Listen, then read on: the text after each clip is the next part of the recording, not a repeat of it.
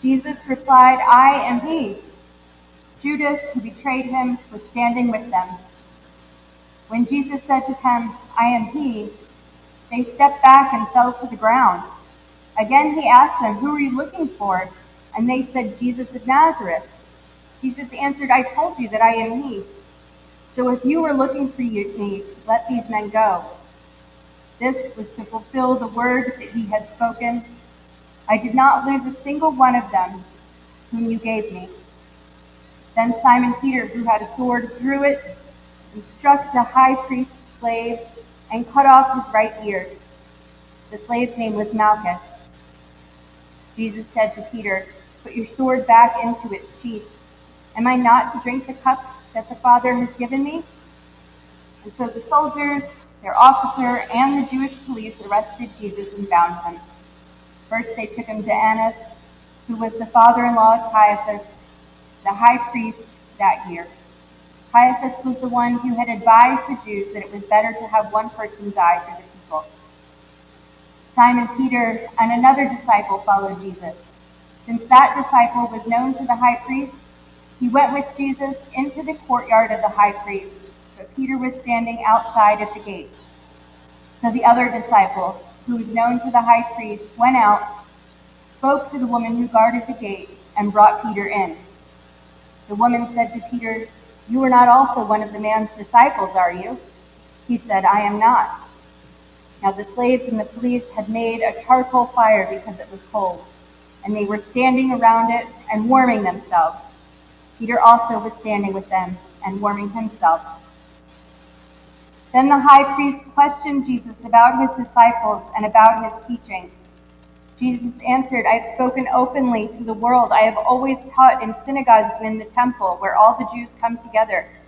I have said nothing in secret. Why do you ask me? Ask those who heard what I said to them. You know what I said. When he said this, one of the police standing nearby struck Jesus on the face, saying, Is this how you answer the high priest? Jesus answered, If I have spoken wrongly, testify to the wrong. But if I have spoken rightly, why do you strike me? Then Annas sent him bound to Caiaphas the high priest. Now Simon Peter was standing and warming himself. They asked him, You are not also one of his disciples, are you? He denied it and said, I am not. One of the slaves of the high priest, a relative of the man whose ear Peter had cut off, said, Did I not see you in the garden with him? Again Peter denied it, and at that moment the cock crowed. Then they took Jesus from Caiaphas to Pilate's headquarters. It was early in the morning.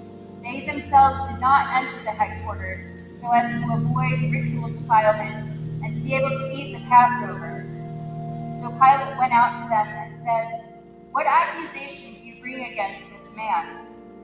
They answered, If this man were not a criminal, we would not have handed him over to you.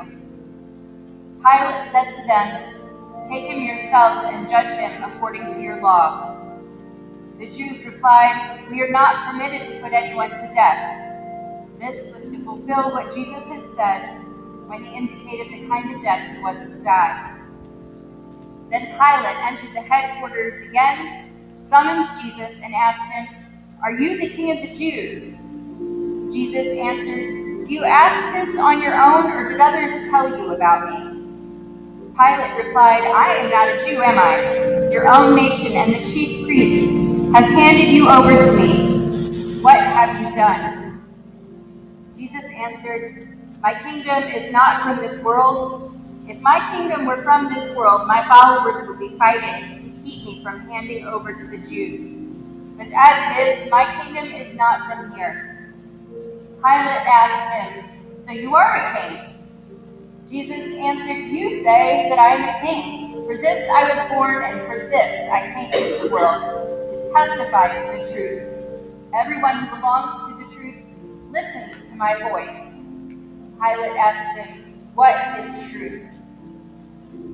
After he had said this, he went out to the Jews again and told them, I find no case against him, but you have a custom that I release someone for you at the Passover. Do you want me to release for you the king of the Jews? they shouted in reply, "Not this man, but Barabbas." Now Barabbas was a bandit.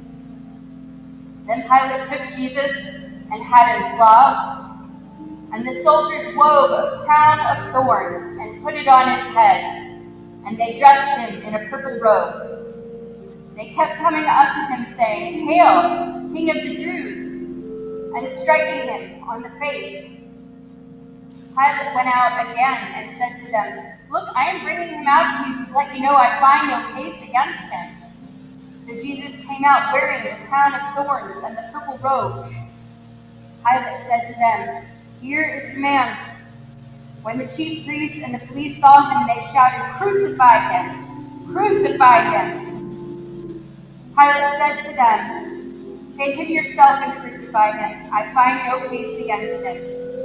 The Jews answered him, "We have a law, and according to that law he ought to die, because he is claimed to be the Son of God." Now when Pilate heard this, he was more afraid than ever.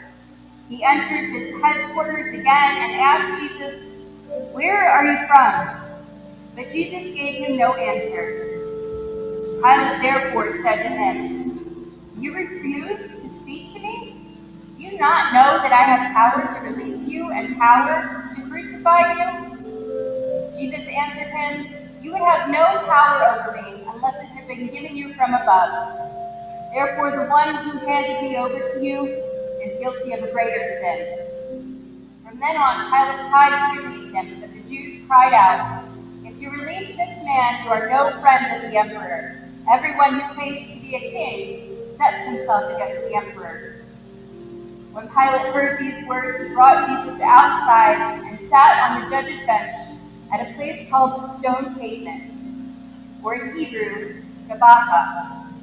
Now it was the day of preparation for the Passover, and it was about noon. He said to the Jews, "Here is your king." And they cried out, "Away with him! Away with him! Crucify him!" Pilate asked them, "Shall I crucify your king?"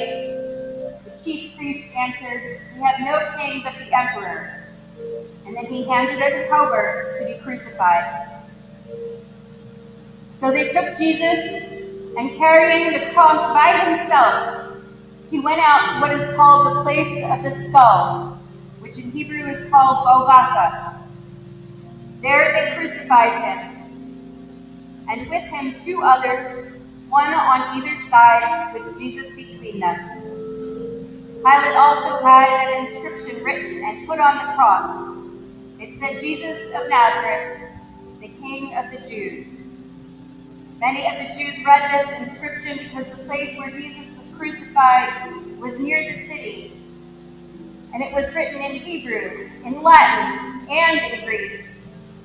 Then the chief priests of the Jews said to Pilate, "Do not write the King of the Jews, but this man said, 'I am the King of the Jews.'" Pilate answered, "What I have written, I have written." When the soldiers had crucified Jesus, they took his clothes and divided them into 4 parts, one for each soldier. They also took his tunic. Now the tunic was seamless, woven in one piece from the top. So they said from one to the other, "Let us not tear it, but cast lots for it, to see who will get it." This was to fulfill what the scripture says, "They divided my clothes among themselves, and for my clothing they cast lots." And that is what the soldiers did. Meanwhile, standing near the cross of Jesus were his mother and his mother's sister, Mary, the wife of Clopas, and Mary Magdalene. When Jesus saw his mother and the disciple whom he loved standing beside her, he said to his mother, "Woman, here is your son." Then he said to the disciple, "Here is your mother." And from that hour, the disciple took her into his own home. After this, when Jesus knew that all was now finished, he said, in order to fulfill the scripture, "I am thirsty." A jar full of sour wine was standing there. So they put a sponge full of the wine on a branch of hyssop and held it to his mouth. When Jesus had received the wine, he said, "It is finished." And then he bowed his head and gave up his spirit. Since it was the day of preparation, the Jews did not want the bodies left on the cross during the Sabbath, especially because that Sabbath was a day of great solemnity. So they asked Pilate to have the legs of the crucified men broken and the bodies removed. Then the soldiers came and broke the legs of the first and the other who had been crucified with him. But when they came to Jesus and saw that he was already dead, they did not break his legs. Instead, one of the soldiers pierced his side with a spear, and at once blood and water came out. He who saw this has testified so that you may also believe. His testimony is true, and he knows that he tells the truth. These things occurred so that the scripture might be fulfilled. None of his bones shall be broken. And again, another passage of scripture says, they will look on the one whom they have pierced. After these things, Joseph of Arimathea, who was a disciple of Jesus, though a secret one because of his fear of the Jews, asked Pilate to let him take away the body of Jesus. Pilate gave him permission, so he came and removed the body. Nicodemus, who had at first come to Jesus by night, also came, bringing a mixture of myrrh and aloes, weighing about 100 pounds. They took the body of Jesus and wrapped it with the spices in linen cloths, according to the burial custom of the Jews. Now there was a garden in the place where he was crucified, and in the garden there was a new tomb in which no one had ever been laid. And so, because it was the Jewish day of preparation, and the tomb was nearby, they laid Jesus there. The word of the Lord.